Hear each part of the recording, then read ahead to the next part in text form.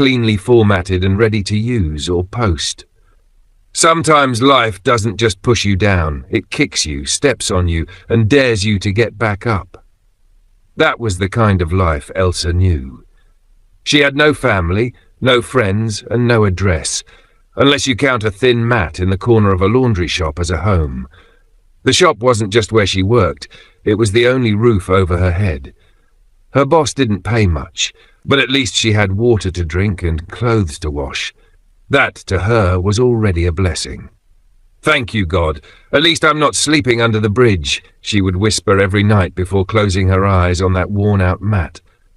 But life has a funny way of turning peace into pain. The morning it all fell apart. That morning, Elsa sat cross-legged on the floor, eating her regular breakfast, a heroic bowl of Gary with 2 brave drops of sugar. She sipped it like royalty, pretending it was a smoothie. Her boss had just opened the shop when a lady strutted in, you know the type. High heels clicking like gunshots, lace gown sparkling like she owned the sun, perfume so strong it could wake the dead. Elsa quickly stood up, wiped her hands on her faded gown, and grabbed a cup of water to wash her face. Just as she turned, boom, she collided with the woman. The woman gasped, then looked down at her expensive yellow lace now decorated with Elsa's water. "Are you blind?" the woman screamed. Elsa froze. I'm so sorry, Ma, I didn't see you. Let me clean it." "Don't touch me," the woman barked. "Do you know how much this dress costs? It's imported. You this dirty girl." Elsa's heart sank. Imported or not, it was still just cloth, but she dared not say that. "I'm very sorry, Ma. It was a mistake," she whispered.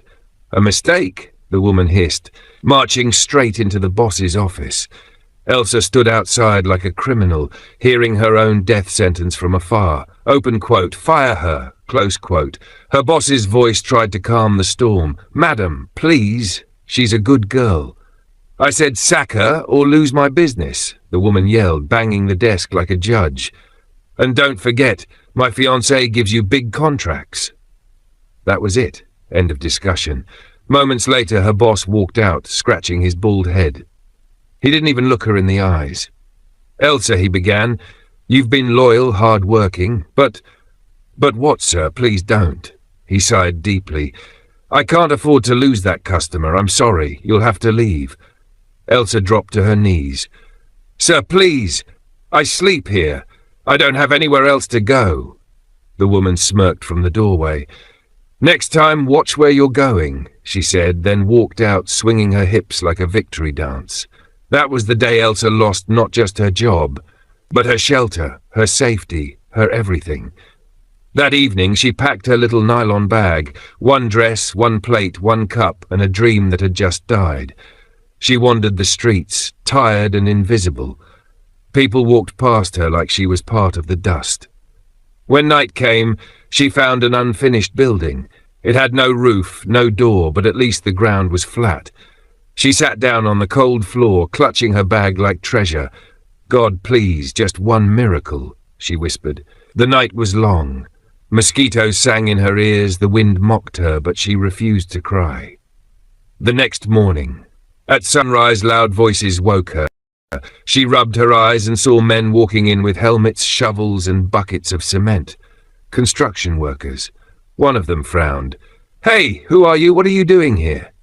Elsa jumped up. "Please, sir, I didn't mean to trespass. I just needed somewhere to sleep and somewhere to work. Please don't say no." They looked at her, confused. One man whispered, "She's too young to be out here." Another said, "This work is for men. You can't lift blocks." "I can," Elsa said firmly. "Please, I can do anything. Just give me a chance." They exchanged glances, unsure.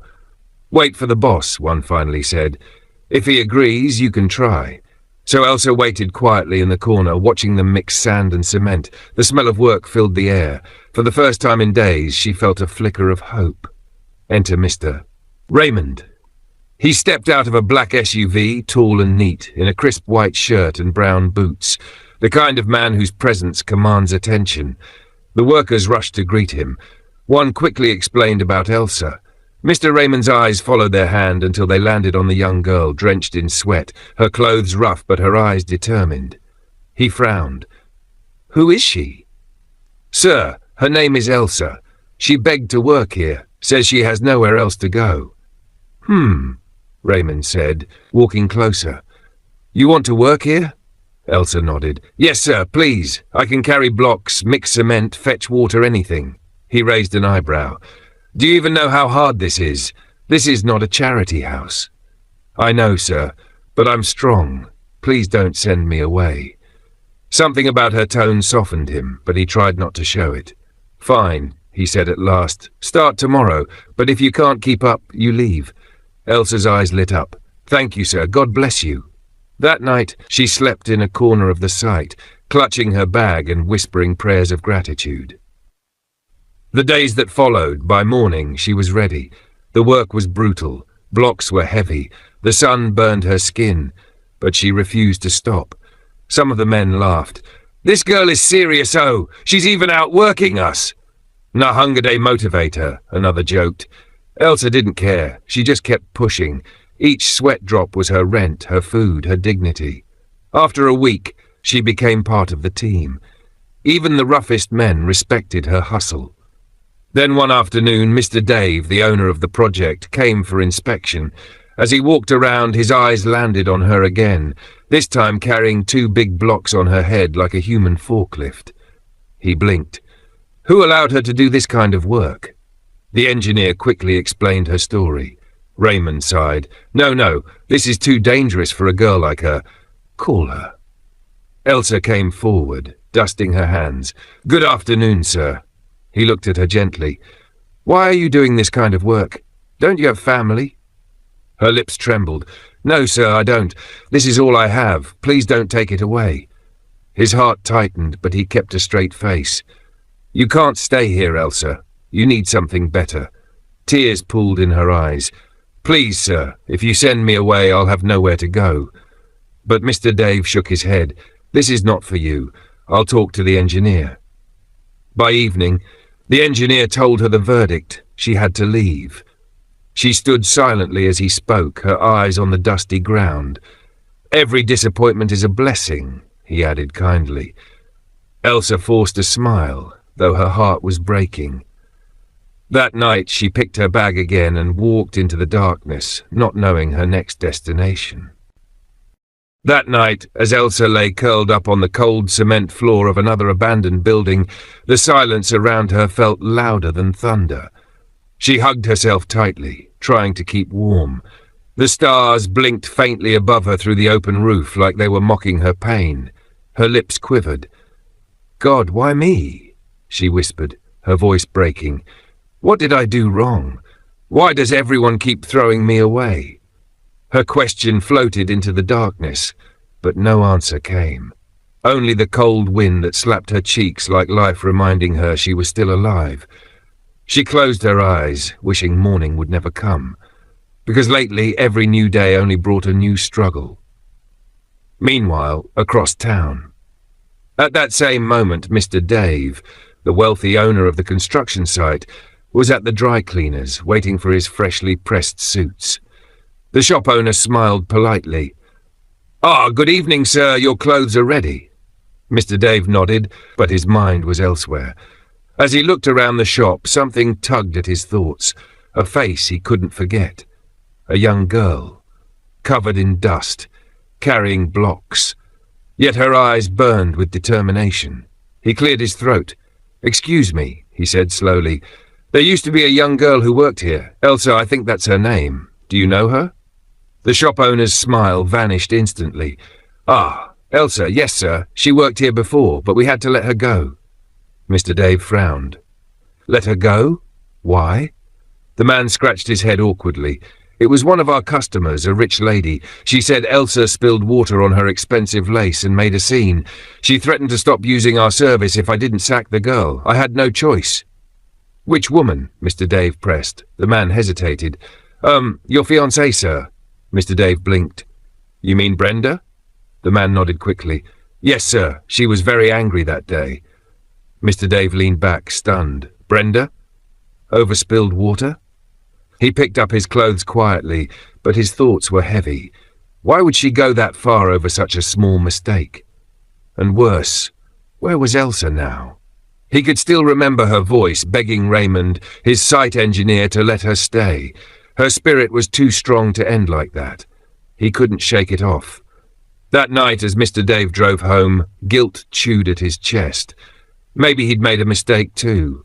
Maybe sending her away wasn't right. One thing was certain, he had to find her. 3 days later, Elsa was walking along the lonely road, dragging her tired feet across gravel. Her slippers were barely holding together. The straps had given up like her faith in people. She wrapped her arms around herself, shivering as the night wind brushed her face. Cars sped past occasionally, fancy ones, with people who would never look twice at her. She whispered under her breath, "If hunger doesn't kill me, heartbreak will." Then suddenly, bright headlights flashed ahead. A black SUV slowed down beside her. "Elsa?" Her heart skipped. That voice. She turned quickly. It was Mr. Dave. She froze. "Sir?" He rolled down the window. "What are you doing out here this late?" Her voice trembled. I have nowhere else to go." He looked at her, thin, dirty, lost. Something in his chest tightened. "Get in," he said softly. Elsa stepped back. "Sir, I don't want to disturb." "You're not disturbing me," he interrupted gently. "Please, Elsa, get in before something bad happens." She hesitated for a moment, then slowly climbed in. The car smelled like expensive leather and comfort, things she hadn't felt in months. As they drove, Mr. Dave asked questions about her job, her struggles, her life. Elsa told him everything. About the laundry shop, the uncompleted building, the rejection, the hunger. He sighed deeply. "You're too young to carry all this pain." He glanced at her. "You'll come home with me. I'll find you something better to do." Her eyes widened. "Sir, your house?" "Yes," he said firmly. "And don't argue, you need help." Her throat tightened with emotion. "God bless you, sir. I'll never forget this." When the SUV pulled into his compound, Elsa's jaw nearly dropped. The mansion stood tall, its lights glittering like heaven on earth.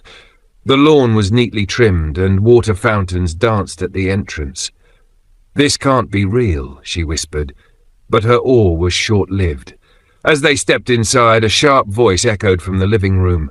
"Who is this?" It was Brenda, the same woman who'd humiliated her at the laundry shop. Elsa froze. Her hands shook. Mr. Dave kept his cool. "Her name is Elsa. She'll be staying here for a while." Brenda's eyes widened. "What? This filthy girl? In my house?" Mr. Dave's tone hardened. "Yes. She'll help with some house chores and have a place to sleep. That's final." Brenda laughed bitterly. "So now you bring homeless girls into your mansion? Maybe next week you'll open a charity home." Dave's voice dropped cold. "Brenda, enough. She stays." Brenda's eyes shot daggers at Elsa. "Fine, but don't say I didn't warn you." Elsa stood there, her heart pounding. She felt like an intruder in a world that clearly didn't want her. Mr. Dave led her upstairs. "This will be your room," he said gently. Elsa gasped. A real bed, curtains, a light bulb, even a small table. She touched the bed like it was made of gold. "Thank you, sir. I don't deserve this." He smiled faintly. "Rest. You've earned it." But as she lay down, staring at the ceiling, she knew Brenda's eyes would be watching her, waiting for a chance to strike.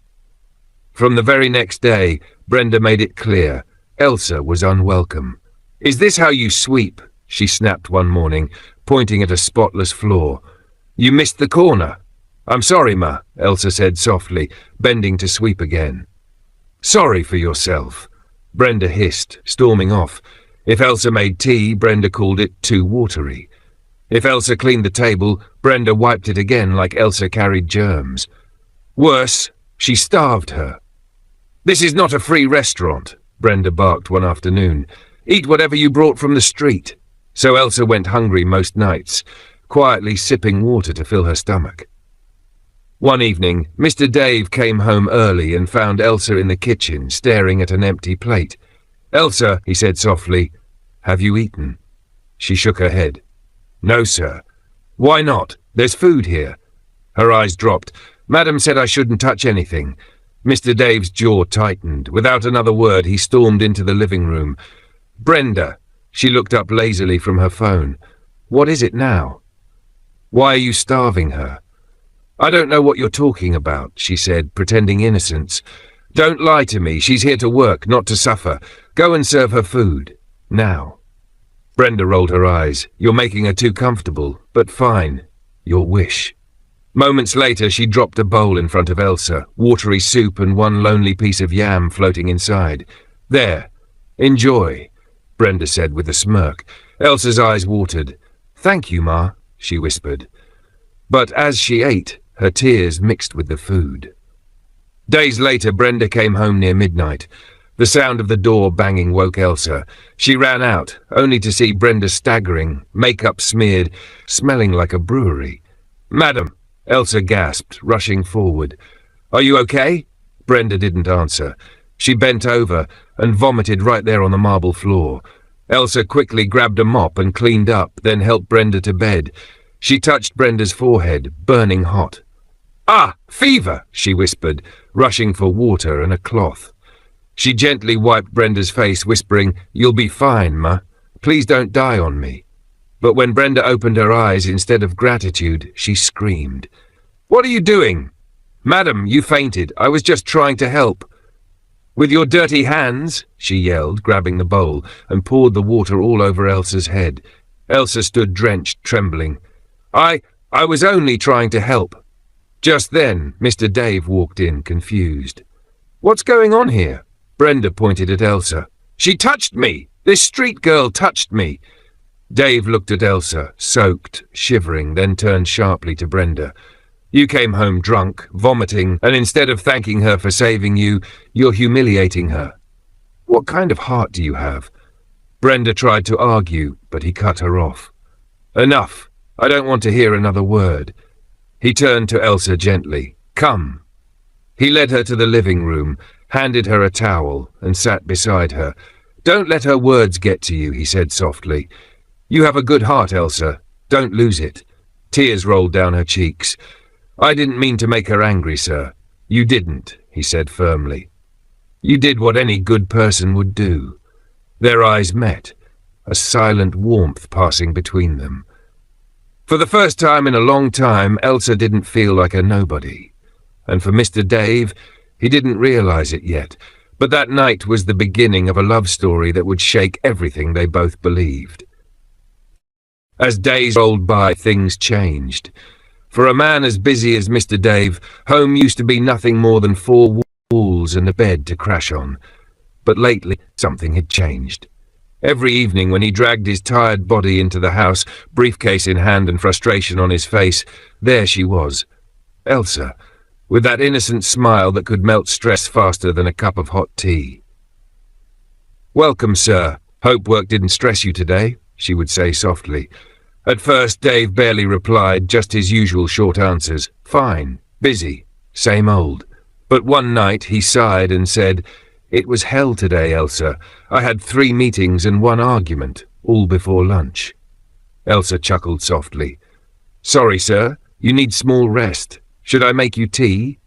That simple offer from a girl who had nothing hit him harder than all the gifts money could buy. "Yes, please," he said, his voice softer than he intended. As Elsa walked off to the kitchen, humming under her breath, Dave leaned back on the couch and smiled to himself. When was the last time someone asked how I'm feeling, without expecting anything in return? Meanwhile, Dave's fiancée Brenda, who pranced around the house like a self-crowned queen, never cared about such things. All she did was complain about traffic, makeup, her broken nail, or some expensive nonsense she saw online. But Elsa carried a peace that made the whole house breathe again. Over the next few days, Dave started noticing things he had never seen before. How Elsa folded clothes neatly without being told. How she would whisper prayers while sweeping. How she shared food with the gatekeeper's dog before eating herself. He found himself looking forward to her smile more than his morning coffee. One evening, Dave decided to do something kind. After work, he stopped by a boutique, One of those shiny places where the mannequins wear price tags higher than a worker's salary. He picked 2 dresses, one elegant and expensive for Brenda, and one simple but graceful for Elsa. When he got home, he handed them over. Brenda grabbed her bag, frowned, and said, "What's this? Another boring gown? Hope it's not cheap." Dave chuckled. "It's just something nice I saw. Thought of you." She scoffed, tossing the bag onto the couch. "I guess I'll check it later." Then Dave turned to Elsa. "Here, this one's for you." Elsa froze, her mouth half open. "For me, sir?" "Yes. Go ahead, open it." With trembling fingers, Elsa untied the ribbon and pulled out the dress. It was simple, a gentle sky blue colour, but to her it was as precious as gold. Her eyes welled up immediately. "Sir, nobody has ever given me a gift before." Dave smiled.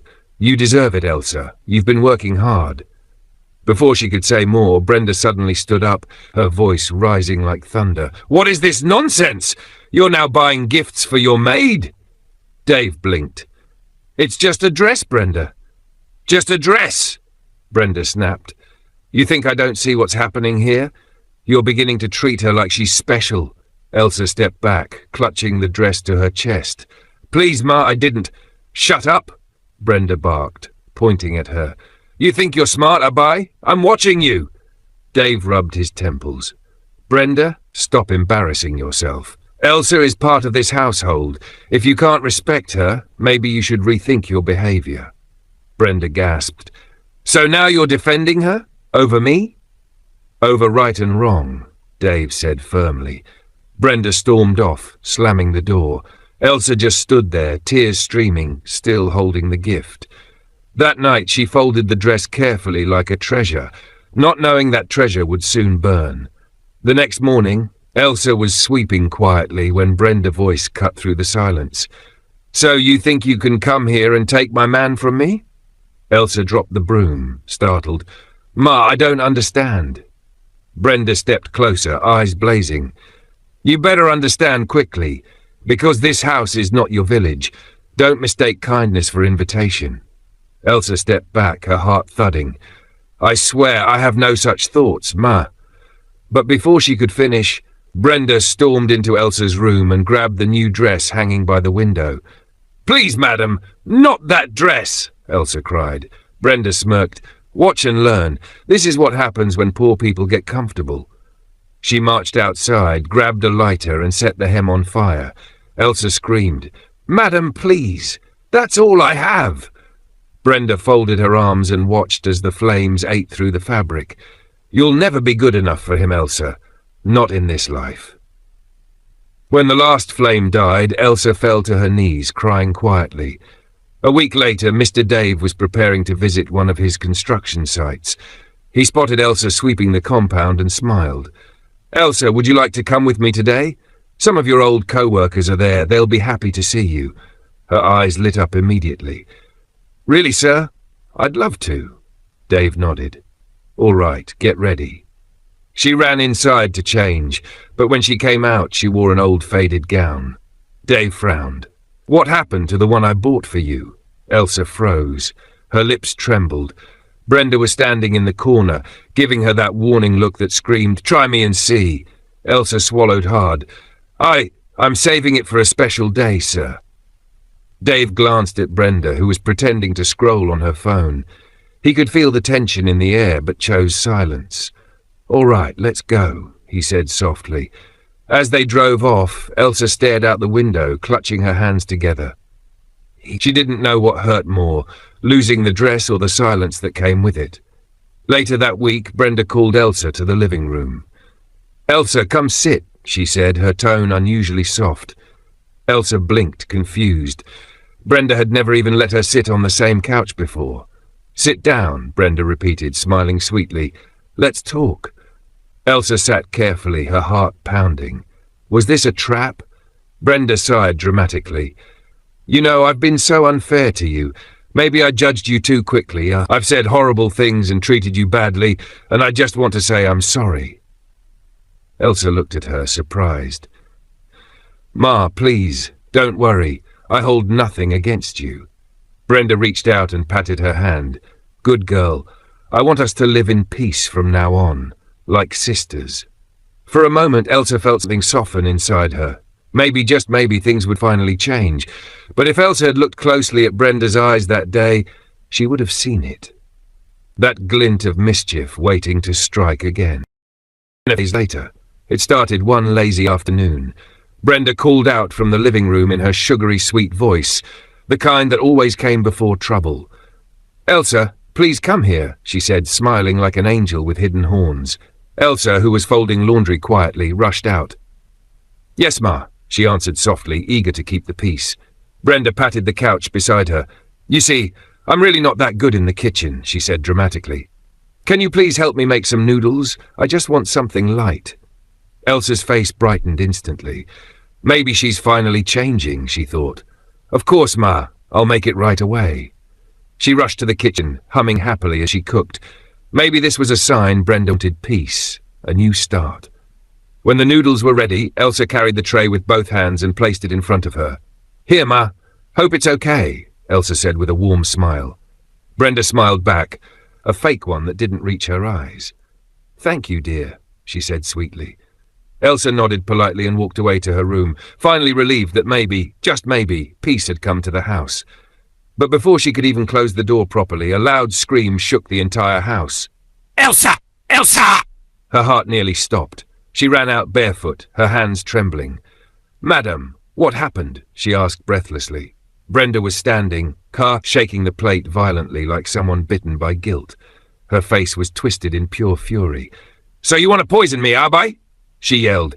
"What did I ever do to you?" Elsa blinked, stunned. "Poison? No, I didn't put anything. Oh, it's just noodles and—" "Shut up!" Brenda screamed, pointing at her with shaking fingers. "I saw you with my own eyes. You put something in it." Before Elsa could explain, Mr. Dave walked in, shocked by the noise. "What's going on here?" he asked, looking from one woman to the other. Brenda turned to him instantly, her voice shaking like a Nollywood actress mid-breakdown. "Dave, she tried to kill me. This wicked girl poisoned my food." Elsa felt her knees weaken. "Sir, please, I didn't."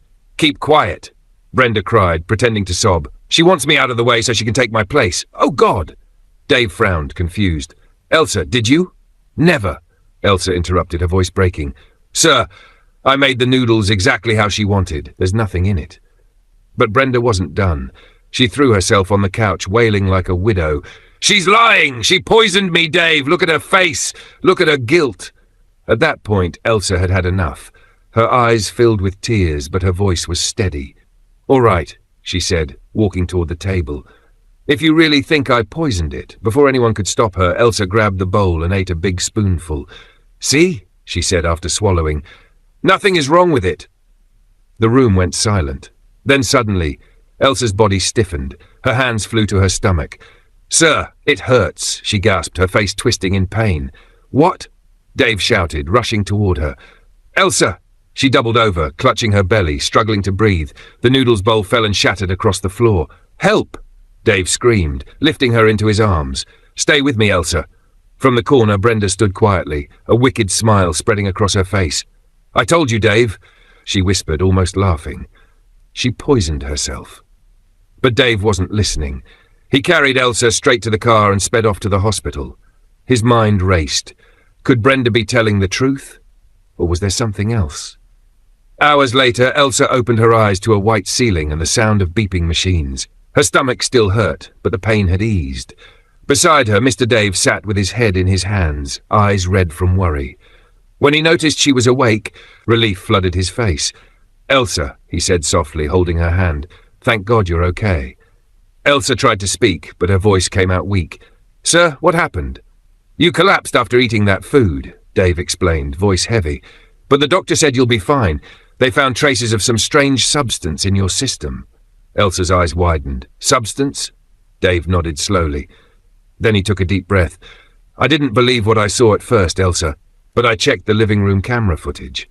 Elsa blinked, confused. "Camera?" "Yes," Dave said, his jaw tightening. "Brenda tampered with the food before you brought it out. She sprinkled something in it to set you up. You were innocent all along." Elsa gasped softly, tears welling in her eyes. She did that to me?" Dave nodded. "She wanted you gone, but this time she went too far. He stood up slowly, anger burning in his chest. She'll pay for this. When Dave got home that night, Brenda was lounging on the sofa, scrolling her phone like nothing happened. He didn't even greet her. "Pack your things," he said coldly. She looked up, pretending to be confused. "What are you talking about?" "Don't waste my time," Dave snapped. "I saw everything.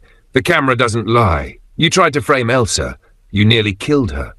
Brenda's phone slipped from her hand. "What? No! Enough!" Dave cut in sharply. "If I call the police, you'll be in jail before sunrise, so get out of my house." Brenda froze, then her eyes filled with tears. Fake, of course. But Dave didn't flinch. He turned and walked away, leaving her standing there, trembling and exposed. She packed quietly that night, head down, shame written all over her face. Days passed. Elsa slowly recovered. Mr. Dave visited her room often, always checking on her. One afternoon, he came in with a soft smile. "Elsa," he said, sitting beside her, "you didn't deserve any of what happened. You've been nothing but kind. I want to make things right." Elsa smiled weakly. "I'm just glad I'm alive, sir." Dave chuckled. "You always say sir. But listen, I remember you once said you wanted to go back to school, right?" Elsa nodded shyly. "Yes, sir, but that was long ago." "Well," Dave said, eyes bright, "I already spoke to some people. You're going back. I'll cover everything, fees, books, even your accommodation." Elsa gasped. "You're serious?" He nodded firmly. "Very. You deserve a new chance, Elsa." Tears streamed down her face as she whispered, "Thank you, sir. Thank you so much." Dave smiled gently. "You're family now, and family looks out for each other." As months passed, Elsa healed, not just in her body, but in her heart. Dave noticed how her laughter returned, how she moved around the house with that same gentle humility. One evening, while he was deep in thought, Elsa came in quietly. "Sir, do you need anything?" she asked. He looked up at her and smiled. "Actually, yes. Sit down." Elsa blinked. "Here? Beside you?" "Yes," he said, patting the chair. She sat carefully. For a moment, silence filled the room. Then Dave turned to her. "You've changed my life, Elsa," he said softly. "Your strength, your heart, the way you see good in everyone, it amazes me." Elsa lowered her gaze. "Sir, I just try my best." Dave smiled faintly. "It's more than that. You've reminded me what kindness feels like. And now," he paused, taking a deep breath, "I realize I've fallen in love with you." Elsa froze. Her eyes widened. "I know it's sudden," he continued, "but I've never been this sure about anything." "Sir, I'm just a poor girl," Elsa whispered. "Don't," he said gently. "It's not about where you come from, it's about who you are. And you, Elsa, you're everything I didn't know I needed." A few months later, Dave called Elsa into the living room. This time, he was standing tall, neatly dressed, holding a small velvet box. "Elsa," he began, voice steady, "I've made my decision. I want you to be my wife." Elsa gasped, tears instantly filling her eyes. "Sir, are you serious?" Dave nodded with a smile. "I've never been more serious." She covered her mouth, shaking. "But I don't know how to be a billionaire's wife. I don't know your kind of world." "We'll learn together," he said, taking her hands gently. "All I need is you." She nodded slowly, overwhelmed. "Then, yes, I'll marry you." Dave laughed softly, wiping her tears. "And stop calling me sir. Call me Dave." Their wedding was small but magical. Close friends and family gathered, tears and smiles everywhere.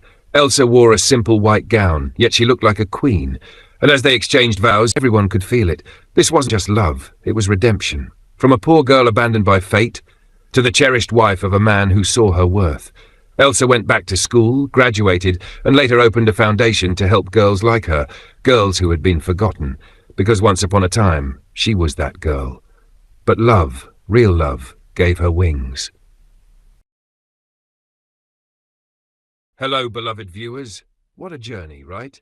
Life really has a funny way of turning the broken into beautiful. Elsa's story reminds us that no matter how life tries to crush your spirit, kindness, humility, and patience can rewrite your destiny. If you enjoyed this story, please don't forget to like this video to show Elsa some love. Drop your thoughts in the comment section. What lesson did you learn from today's story? Share it with your besties. Someone out there needs this reminder of hope and second chances. And if you haven't already, hit that subscribe button and turn on your notification bell so you never miss our next emotional and jaw-dropping story.